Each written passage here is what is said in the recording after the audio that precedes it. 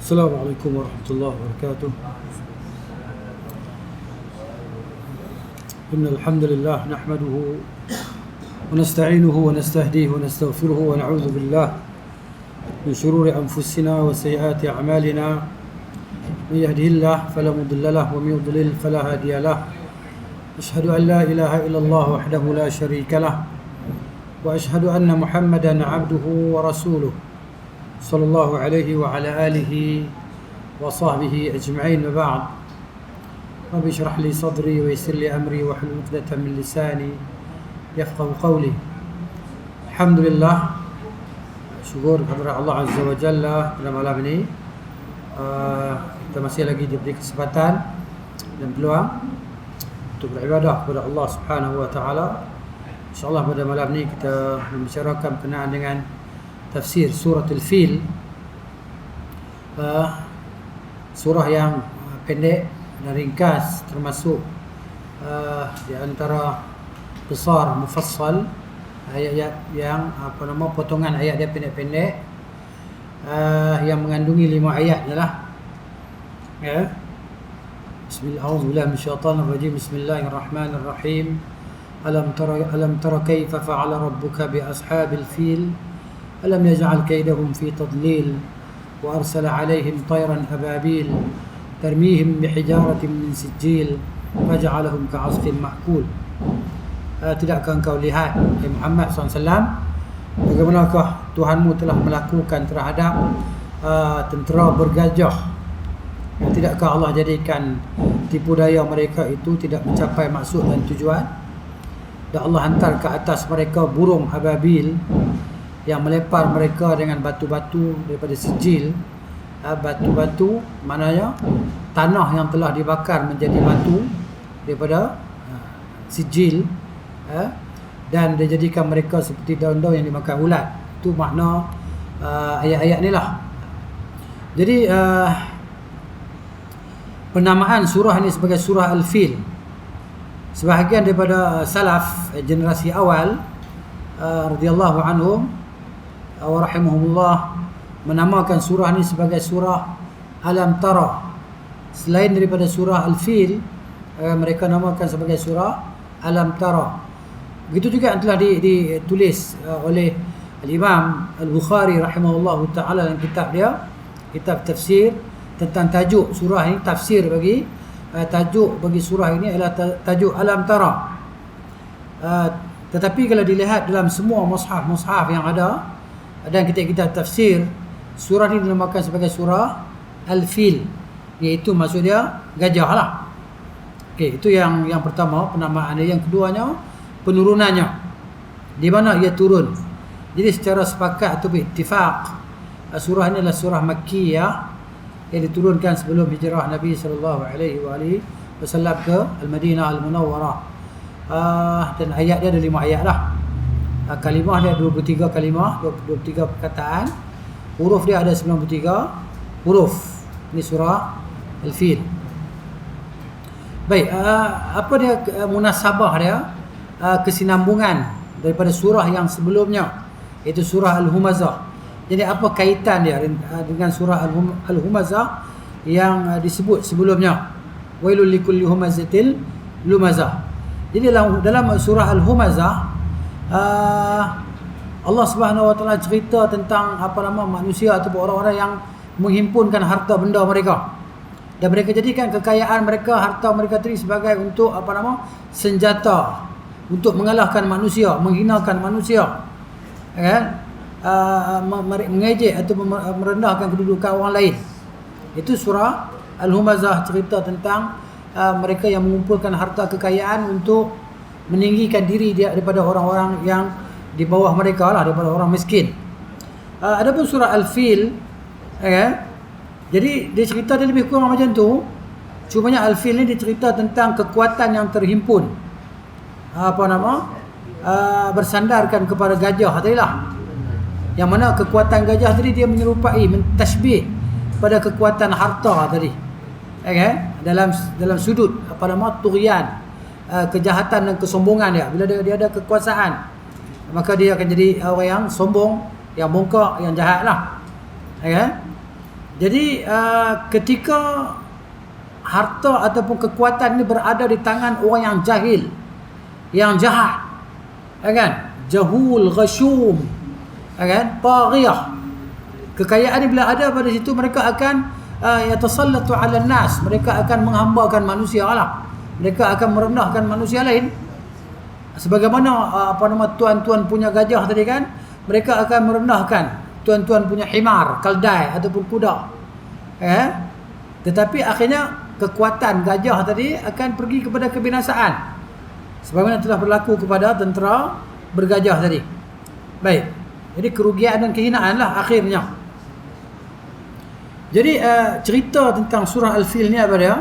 Allah Subhanahu wa ta'ala mengingatkan bahawa Al-Kaabah itu adalah Baitullah, bahawa Allah Subhanahu wa ta'ala yang dia sendiri yang menjaganya daripada segala orang yang nak inginkan, yang menginginkan keburukan dan kejahatan terhadap Kaabah tu.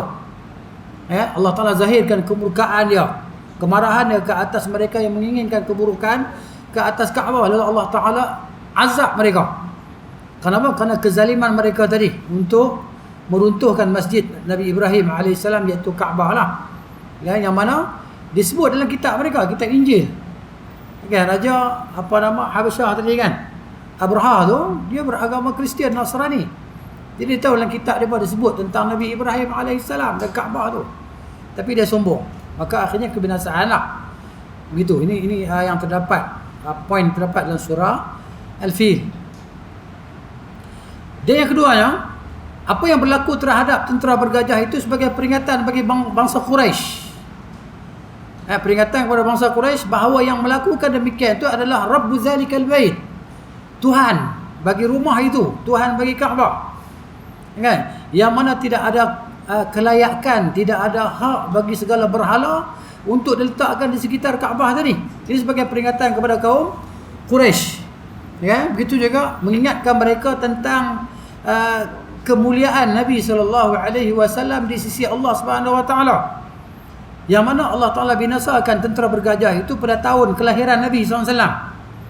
Disebut dalam tarikh bahawa dia dilahirkan, maknanya pada Muharram, kan? Di Muharram, maknanya kalau tarikh Masihnya dia kata Februari 570 Masihi, yang di kelahiran Nabi SAW, yang ni 50 yaum, 50 hari selepas tentera bergajah dibinasakan oleh Allah Ta'ala, maka lahirlah Nabi kita Muhammad sallallahu alaihi wasallam. Baik, lagi poin dia, di sebalik cerita tu, kan, yang berlaku, perkara peristiwa yang berlaku itu, kebinasaan terhadap Ashabul Fil, sebagai tathbit ni pengukuhan bagi Nabi sallallahu alaihi wasallam, pengukuhan bagi hati Nabi SAW bahawa Allah Ta'ala akan sentiasa mempertahankan Nabi daripada perancangan jahat orang-orang musyrikin, ya. Jadi Tuhan yang telah merosakkan perancangan tentera bergajah itu, kan, terlebih utama akan menolak ataupun merosakkan perancangan orang-orang musyrikin yang hendak yang memusuhi Rasulullah sallallahu alaihi wasallam ataupun nak membinasakan Rasulullah, ataupun akhirnya mereka nak bunuh Rasulullah sallallahu alaihi wasallam. Begitu juga poin seterusnya dalam surah ni, penjelasan bahawa Allah Subhanahu wa taala sentiasa menang di atas segala urusan dia, dan Allah Taala tidak akan tinggikan kekuatan orang-orang musyrikin. Walaupun orang-orang musyrikin nampak gagah di awalnya, kan, mereka memiliki segala kelengkapan, kekuatan, kekayaan, kan, dan bilangan yang ramai. Perkara itu tidak melemahkan Nabi sallallahu alaihi wasallam, walaupun mereka menghimpunkan segala qabail, segala kabilah, kan, untuk menyerang Nabi sallallahu alaihi wasallam, untuk membinasakan Nabi dan orang-orang Islam. Mereka tak mampu melakukannya, kan? Jadi akhirnya perancangan mereka kembali kepada perancangan buruk itu kembali kepada mereka sendirilah, ya. Jadi Allah sebut sebagai sokongan daripada poin dalam surah ni yang kita baca ni, maknanya dalam surah Al-Qasas Allah sebut tentang Qarun, kekayaan dia Qarun tadi, kan. Allah kata, "A'udzubillahi minasyaitonir rajim. Awalam ya'lam anna Allah qad ahlaka min qablihi min al-quruni man huwa ashaddu minhu quwwatan wa aktharu jam'a wa la yus'alu 'an dhunubihimul mujrimun."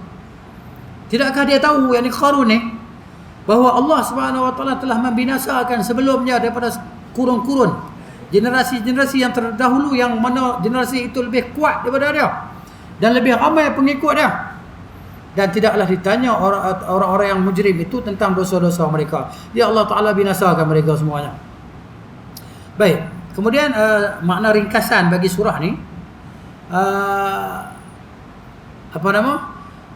Allah kata, alam ta'lam ayyuhar rasul, tidakkah kau tahu wahai Rasul sallallahu alaihi wasallam, kaifa fa'ala rabbuka bi ashabil fil, macam mana Tuhanmu telah melakukan terhadap tentera bergajah. Ashab, yakni tentera-tentera bergajah tadi lah, dan raja dia mana, iaitu Abraha al-Habashi, kan, raja Habsyah, dan tentera dia yang mereka itu datang untuk meruntuhkan Kaabah al-Mubarakah.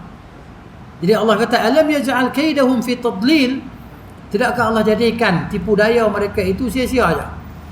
Jadi apa yang mereka susun, apa yang mereka rancang, ma dabbaruhu min syarrin fi ittila'in fi ibtalin wa tadyi'in haitsu ba'atha 'alaihim, maknanya Allah Taala binasakan perancangan mereka yang mana Allah telah hantarkan tayran ababil, yakni burung-burung fi jama'atin mutatabi'ah, burung yang banyak, kumpulan burung yang teramat banyak, kan, tarmihim bihijaratin min sijil, yang mana burung-burung tadi dia baling mereka, dia campak ke atas mereka batu-batu asal daripada tanah-tanah yang dibakar dalam neraka tadi, kan, tanah-tanah yang dibakar dalam neraka Jahannam, yang ditulis pada batu, atau yang sampai jadi batu, yang tertulis padanya setiap nama mereka tadi. Batu tu kalau jatuh akan kena nama orang tu, tertulis nama mereka tu di situ.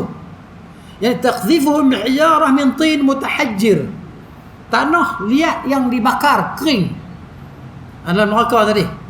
Maka faja'alahum ka'asfin ma'kul, ay muhattamin, Allah jadikan mereka itu hancur, lebur, ka'awraqiz zara' al-yabisah, macam daun-daun kering yang keput, allati akalatha al-bahaim, yang dimakan oleh haiwan-haiwan ternakan tadi, yang mana jadi keput, macam mana bila dia makan dia berak jadi taik dia. Itulah dia rupa bentuk apa, jadi relai, ya kan, tubuh badan apa nama Abraha dan tentera dia tadi. Jadi kemudian sedikit kisah kena Ashabul Fil, agak detail sikit lah, kan, secara ringkas, mana detail dan ringkas begitulah. Kisah dia berlakulah pada Abraha al-Ashram. Dia ni salah seorang daripada raja-raja Yaman yang beragama Nasara, Kristian. Dia telah membina satu gereja, kanisah hailah di Sana'a, satu gereja yang besar, yang tersergam tinggi, aliyatul fana, muzakhrafatul arja, yang dihiasi dengan hiasan yang cantik-cantik, yang mana bangsa Arab panggil apa nama, dia panggil gereja tu sebagai Al-Qulais. Al-Qulais kenapa? Kerana tingginya gereja tadi, kalau nak tengok sampai ke atas, kopiah boleh jatuh.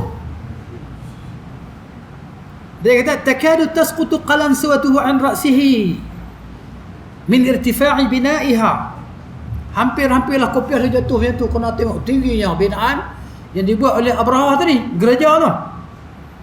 Jadi bila dia selesai buat binaan tu, mana dia berazam untuk kalihkan orang Arab tadi daripada pergi ke Kaabah beribadah, untuk mereka datang beribadah tempat dia tadi. Boleh tambah sumber ekonomi dia lah, nak alihkan orang tadi. Dia berusaha, dan dia anjurkan ataupun dia umumkan dalam kerajaan dia perkara tu. Jadi orang-orang Arab dengar, dia pun marah. Wa ghadibat Quraisyun lidzalika, orang Quraisy ni marah, sehingga sebahagian daripada mereka tadi pergi masuk malam-malam, okay? Maka dia pergi berak dalam tu, berak dia lari balik, kan? Jadi bila apa nama, orang yang duduk jaga dalam tu, dalam kanisah atau gereja tadi, dia tengok benda tu, dia cerita dekat raja dia, iaitu Abraha. Maka Abraha bersumpah, la yasiranna ila baiti Makkah, dia akan pergi, pasti dia pergi ke Kaabah di Mekah tadi, wala yukharribanna hajaran, dia akan runtuhkan Kaabah dia seketul batu dia. Itu satu cerita. Dikatakan cerita dia bahawa beberapa orang pemuda daripada Quraisy dia masuk dalam kanisah tadi, dia bakar api. Dia nyalakan api. Pada hari itu angin kuat. Maka angin tadi pun dia bawa api terbakar habis terbakar gereja dia tadi. Runtuh habis. Maka Abrahah pun marahlah. Dia pun bawa tentera yang besar. Dan dia bawa satu gajah yang sangat besar, yang tak pernah dilihat. Tak ada gajah lain yang serupa dengan dia. Gajah ni besar sungguh. Kan? Dia kata, filan aziman lam yura mithluhu yuqalu lahu Mahmud. Yang mana gajah tu nama dia Mahmud. Kan? Dan dikatakan ada 8 gajah lagi bersama dia. Dan dikatakan ada 12 ekor gajah. Wallahu a'lam. Untuk apa? Untuk runtuhkan Kaabah. Dia bawa sekali dengan rantai-rantai. Untuk apa? Untuk diikat di dinding-dinding Kaabah tadi. Gajah tadi tarik Kaabah dia runtuh. Nak buat macam tu. Kan? Sekaligus dia rentak dia roboh habis Kaabah tadi. Jadi bila orang Arab dengar benda ni, berita ni mereka dengar, maka mereka rasa benda ni berat sangat bagi mereka. Dan mereka rasa amat penting bagi mereka untuk mempertahankan Kaabah tadi. Ya? Dan mereka ni kumpul untuk menentang Abrahah tadi dan tentera dia. Mereka berkumpul mari berperang. Abrahah kalahkan mereka senang tentu ya. Pasal apa? Apa maksud dia? Kenapa? Kerana Allah nak memuliakan Kaabah dia tadi, bahawa Allah sendiri yang jaga Kaabah. Tak perlu kepada siapa-siapa nak jaga Kaabah tadi. Kepada tentera, pada orang Arab yang datang nak lawan Abrahah. Biar Abrahah tengok sendiri dan tentera dia yang kuat tadi kan. Habis. Jadi bila Abrahah sampai ke tempat yang dekat dengan Mekah dah, dia pun turun. Kemudian tentera-tentera dia pun pergi serbu rampas habis segala unta-unta orang Mekah. Dia pun ambil rampas. Dan di antara unta-unta tersebut ada 200 ekor unta Abdul Muttalib. Jadi selepas tu Abrahah dia hantar seorang panglima dia ke Mekah. Dia suruh panglima dia pergi cari orang yang paling mulia di Mekah tadi, ketua kabilah. Suruh mari jumpa dia. Suruh bagi tahu dekat ketua Mekah tadi bahawa raja ni bukan datang nak bunuh kamu, melainkan bila kamu halang dia daripada runtuhkan Kaabah, baru kamu kena. Tapi kalau kamu tak kacau dia tak kacau kamu. Kemudian ditunjukkan kepada Abdul Muttalib bin Hashim. Dan sampai kepada dia khabar bahawa Abrahah ni buat cakap macam tu lah. Dia datang bukan nak bunuh orang, dia datang nak runtuh Kaabah je. Lepas tu dia nak balik. Jadi Abdul Muttalib pun pergilah bersama dengan utusan Abrahah tadi. Dia pun pergi jumpa Abrahah. Bila Abrahah tengok dia tadi, Abrahah rasa macam kagum pada fizikal dia, keadaan dia kan. Haibah lah. Abdul Muttalib ni rajulan jamilan, husnul manzar. Dia ni orang handsome, lawa. Abdul Muttalib ni dia orang comel, cantik. Jadi Raja Abrahah tengok dia kagum. Jadi bila dia masuk, Abrahah turun daripada dia punya singgah sana dia lah, ataupun tempat dia orang katil dia macam tu, tempat orang usung dia kan. Dia pun duduk di bawah, di hamparan di bawah bersama dengan Abdul Muttalib. Macam dia hormat Abdul Muttalib lah. Maka dia suruh penterjemah dia kata, dia tak boleh cakap Arab. Dia suruh penterjemah dia kata, qul lahu hajatuka. Tanya dia apa hajat dia mari. Abrahah suruh orang tadi tanyalah penterjemah dia. Maka penterjemah pun tanya, apa hajat kamu? Maka Abdul Muttalib pun jawab, inna hajati, hajat aku ayuradda alayya al-maliku mi'atai ba'irin asabaha li. Aku mari nak minta balik 200 ekor unta aku punya, hak raja ambil. Maka Abrahah kata kepada penterjemah tadi, beritahu dekat dia. Dia kata, aku ni sebenarnya aku bila tengok kamu aku rasa kagum pada kamu. Tapi lepas ni aku rasa macam tak suka, rasa macam tak hormat pada kamu lah bila kamu bercakap tentang 200 ekor unta. Aku ingat kamu nak main minta kat aku supaya jangan runtuhkan Kaabah. Tapi kamu memang minta balik 200 ekor unta pasal Kaabah kamu tak peduli pun. Kamu tak heran pun pasal Kaabah yang aku nak pergi runtuhkan tadi. Kamu hanya pedulikan 200 ekor unta kamu, jadi aku tak respect kamu lah. Tadi mula-mula aku nak respect kamu juga. Tapi bila cerita pasal 200 ekor unta ni, kan, bukan cerita pasal Kaabah kamu buat tak layan, pasal Kaabah buat tak heran pun aku mari ni. Sedangkan kamu bagi kamu Kaabah ni teramat mulia. Tiba-tiba kamu cakap pasal 200 ekor unta. Jadi aku tak respect kamu lah, kata Abrahah. Kamu tak pedulikan rumah yang dia tu adalah agama kamu, agama nenek moyang kamu yang aku datang untuk runtuhkan dia. Kamu tak cakap pun pasal tu. Apa jawapan Abdul Muttalib? Abdul Muttalib kata, "Inni ana rabbul ibil." Aku tokek unta. Dia kata, "Wa inna lil baiti rabban sayamna'uhu. Wa inna lil baiti rabbun wa inna lil baiti rabban sayahmiha." Dia kata Kaabah tu ada tuan dia sendiri yang dia akan jaga. Aku tuan punya unta, aku jaga unta aku ya. Kaabah tu tuan dia sendiri yang jaga. Apa aku nak kalut? Apa aku nak kisah? Macam istilah bahasa kita, apa aku kisah? Ada aku kisah? Kan? Jadi begitu. Qala ma kana liyamtani'a minni. Sombong. Tuhan kamu tak boleh halang aku. Kata Abrahah, Tuhan kamu tak boleh halang aku. Kata Abdul Muttalib, anta wa dhak. Ikut sekarang. Ada aku kisah. Tadi dikatakan bahawa Abdul Muttalib dia pergi, itu cerita. Satu cerita lain pula dikatakan Abdul Muttalib pergi bersama dengan pemimpin-pemimpin Arab ni. Depa ni pergi offer dekat Abrahah sulus amwal Tihamah. Sepertiga harta benda Tihamah ni, sebenarnya orang tanah Arab tu kumpul semua segala bangsa Arab tadi kan. Depa ambil sepertiga tadi nak bagi kat Abrahah. Kaya banyak kan? Harta banyak nak bagi.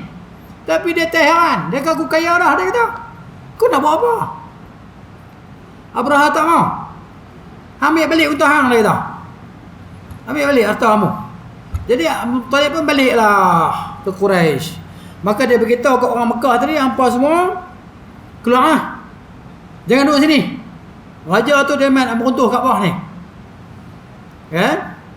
Jadi kita semua naik ke bukit-bukit. Kita tengok daripada atas bukit apa nak jadi. Mereka begitu yakin bahawa Tuhan akan jaga Kaabah ni. Lepas tu mereka tak heran. Cumanya mereka naik ke bukit, mereka bimbang kena pijak dengan gajah-gajah ataupun tentera yang ramai tadi lah. Kan? Sebab Abrahah kata jangan duduk sekat aku. Aku main bukan nak bunuh kamu. Tapi aku datang semata-mata nak runtuhkan Kaabah ni. Tapi kalau siapa sekat kena pijak lah. Gajah ni besar. Tentera ni ramai. Maka tapi sebelum tu Abdul Muttalib pun dia bangun, dia pegang halaqah ataupun dia pegang tu apa ni, pintu tu pakai apa? Pemegang pintu tu. Halaqah ni cincin pintu kan, pintu ni ada macam dia pegang pintu tu, besi tu. Angkat pintu tu kan. Dia pegang tu. Dan beberapa orang Quraisy pegang tu dan dia berdoa. Dia meminta tolong kepada Allah Taala untuk membinasakan Abrahah dan tenteranya. Doa. Kemudian lepas tu Abdul Muttalib pun lepaslah pintu tadi. Dia pun pergi ke bukit. Dan dikatakan dan riwayat bahawa Abdul Muttalib dan orang Quraisy dia tinggal 100 ekor unta yang telah digantung tali ditanda pada leher unta tadi bahawa unta-unta tu adalah unta korban. Depa sengaja tinggal situ supaya apa? Orang Abrahah pergi bunuh unta tadi, maka menambah-nambahlah marah Tuhan. Ini haiwan korban untuk Tuhan.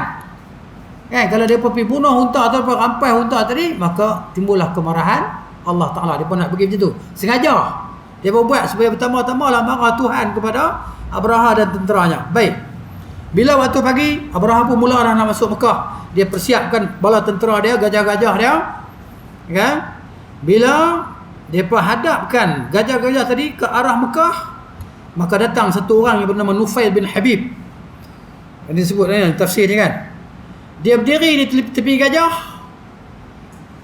Kan? Dia pegang telinga gajah. Dia kata, "Ubruk Mahmud. Warji' rasyidan min haitsu ji'ta." Mahmud, hang duduk. Hang balik daripada mana hang datang. Hang balik elok. Fa innaka fi baladillahil haram. Hang berada di tanah haram ni, tanah suci. Kata Nufail bin Hubayb. Thumma arsala udhunah, dia pun lepas telinga gajah tadi. Fabarakal fil, gajah ni faham, dia duduk. Maka tentera tadi pukullah gajah tadi supaya bangun. Mahmud tu, dia tak mau bangun. Lepas tu dia tarik dia pusing ke arah Yaman, dia mau bangun pula, nak jalan balik. Lepas tu dia tala dia ke arah Syam, dia mau pergi pula. Dia bertala ke arah timur, dia nak pergi juga. Bila bertala ke arah Mekah, dia duduk. Masa tu Allah Ta'ala hantar burung daripada laut. Burung, ma'a kulli ta'irin minha thalathatu ahjar. Setiap burung ni ada 3 batu. Satu di mulut, 2 di tangan dia pun duduk tu. Batu kecil lah. Dia kata macam kacang kuda, ataupun kecil sikit, besar sikit daripada kacang dal. Al-hums wal-adas. Adas ni dal. Hums, kacang kuda. Jadi dia lepas batu tu, maknanya pakat kena belakang lah. Tak ada orang yang kena batu tu malaikat reput, relai. Dia pun lari.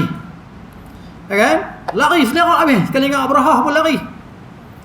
Jadi orang Quraisy dan bangsa Arab di Hijaz melihat macam tu. Di Hijaz, mereka tengok daripada bukit macam tu sajalah. Apa yang Allah Ta'ala buat kepada tentera bergajah tadi. Jadi kata Atha bin Yasar rahimahullahu ta'ala, dia kata, laisa kulluhum asabahu al-'adhab fi sa'ah ar-rahina, bal minhum man halaka sari'an. Ada yang kena lala tu juga, relai. Ada juga yang lari-lari, jatuh tangan, jatuh telinga, jatuh. Abraha ni, dia lari. Sempat dibawa lari, tapi dia relai daripada badan dia. Tangan ni, jari ni jatuh. Jatuh. Sampai tempat dia, lentang, maka dada dia terbelah, nampak jantung lah. Kaput, terbelah dada ni. Mampus dah. Ni. Demikian tu berlaku pada bulan Muharram. Maknanya lebih kurang dalam bulan 2 tahun 570 Masihi lah. Kan? Jadi selepas 50 hari selepas ni dilahirkan Nabi sallallahu alaihi wasallam, di atas berita yang khabar yang sahih lah. Terdapat khilaf yang dahsyat lah tentang kelahiran Nabi sallallahu tarikh kelahiran Nabi sallallahu alaihi wasallam. 4 minit Jadi beberapa poin lah yang kita dapat ambil daripada peristiwa Al-Fil ni. Yang pertamanya, peristiwa tentera bergajah ini adalah nikmat Allah Ta'ala yang Allah berikan kepada bangsa Quraisy. Sehingga lepas tu orang jadi kagum, orang jadi hormat pada bangsa Quraisy yang duduk di Mekah tadi. Orang Arab sekeliling tadi maknanya dia pemuliakan bangsa Quraisy. Ni. Sampai Abraha, raja yang kuat, tentera yang ramai, guna gajah tadi pun kalah. Lari selerak, habis, mati. Ini dia. Ini satu poin pertama lah. Kata Ibn Katsir rahimahullah ta'ala, hadhihi minan ni'am allati amtanna Allah biha ala Quraisy. Ini nikmat, satu daripada nikmat-nikmat yang Allah berikan kepada bangsa Quraisy. Fima sarafa anhum min ashabil fil. Allah Ta'ala jauhkan daripada mereka tentera bergajah, yang mana tentera bergajah ni memang berazam untuk untuhkan Kaabah, yang mana mereka tu qauman Nasara, bangsa Nasrani yang ada pada mereka ni kitah. Kan, agama dia pun dekat kepada agama Islam, tapi Allah binasakan mereka. Sedangkan bangsa Quraisy penyembah berhala. Ya. Ini sebagai isyarat tentang persediaan yang Allah Subhanahu Wa Taala berikan untuk utusan Nabi Muhammad sallallahu alaihi wasallam. Dia kata Ibnu Ishaq rahimahullahu taala, ketika Allah Taala binasakan tentera bergajah tadi, kan, kalah kerajaan Habasyah tadi, maka bangsa Arab selainnya memuliakan bangsa Quraisy. Kata bangsa Arab yang lain, Quraisy ini ahlullah, adalah ahli Allah. Qatalallahu anhum, Allah memerangi musuh mereka. Wa kafahu mu'natu aduwihim, maknanya Allah Ta'ala cukupkan, tak berhajat kepada mereka nak perang. Allah sendiri yang binasakan musuh tadi. Ini jadi itulah dia mana pengajaran untuk kita zaman moden hari ini. Apa dia? Kita tengok Israel, mereka yang mempunyai kekuatan yang dahsyat, berbinasakan bom orang hari bom, kan. Jadi orang Palestin tak ada kekuatan apa, tapi maknanya di sebalik itu ada peristiwa, kan.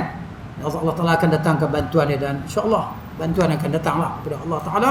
Tapi kena sabar dan takwa lah. Sabar dan takwa, insya-Allah akan datang bantuan daripada Allah Ta'ala. Ini juga sebagai persediaan bahawa mereka akan dikalahkan oleh orang Islam. Sebab al-mustaqbalu lil Islam. Hakikatnya kemenangan adalah milik Islam. Bangsa Israel ni, Yahudi ni, mereka akan kena slaughter habis nanti. Tak tahu bila lah. Mungkin kita mati 1000 tahun lah, ataupun 100 tahun kita mati. Tapi hakikat dia pasti. Tengok macam mana Allah Ta'ala jalankan. Dan mereka merancang, Allah Ta'ala merancang. Wa makaru wa makarullah wallahu khairul makirin. Hari ni kita tengok polis dah tangkap satu Israel masuk Malaysia dengan pistol, dengan peluru kan. Apa kerja dia nak buat? Alhamdulillah. Ini pekung ataupun perancangan jahat mereka yang Allah telah zahirkan. Kan? Jadi kita doa. Kita jangan rasa putus asa. Tengok ada yang rasa Allah, tengok budak-budak baby kena bunuh kan. Kena bom, mati gini-gini. Dia mati, dia masuk syurga, insya-Allah. Kita tak mati lagi, tak tahu macam mana. Jadi betul Allah muliakan mereka dengan syahadah. Mati syahid. Itulah dia. Baik, seminit lagi. So dia bagi 30 minit dia kata. 30 ke 20 minit? 30 minit dia kata. Tak apa. Ni, baik, poin yang kedua, ada 4-5 poin, tak apalah, ambil setakat mampu kita ambil lah. Jadi perancangan jahat, natijah dia adalah kerugian. Perancangan jahat adalah kerugian. Allah kata alam yaj'al kaidahum fi tadlil. Tidakkah Allah jadikan perancangan jahat daripada tadi sia-sia, tak ada apa. Tak ada manfaat kebaikan yang kembali kepada mereka tadi. Apa yang mereka nak buat untuk meruntuhkan Kaabah tadi, mereka akhirnya habis binasa, kerajaan dia jahanam habis. Cuba duduk elok-elok, kan? Terus duduk cari pasal, mungkin satu masa dapat hidayah daripada Allah Ta'ala. Tapi jahat, macam puak-puak Yahudi ni lah. Duduk elok tak mau. Mereka duduk elok, mereka kaya apa? Kan? Hidup mewah. Tapi duduk tak elok. Orang kafir macam mereka pun benci ke mereka. Orang kafir macam mereka benci ke mereka. Tambah kita orang Islam. Aula laka fa'aula lah. Thumma aula laka fa'aula. Itu dia. Jadi maknanya wallahu ta'ala alamu bisawab. Belen-belen baca sendirilah. Wa sallallahu ala nabiyyina Muhammad wa ala alihi wa sahbihi ajma'in. Subhanakallahumma wa bihamdika asyhadu an la ilaha illa anta astaghfiruka wa atubu ilaik. Assalamualaikum warahmatullahi wabarakatuh.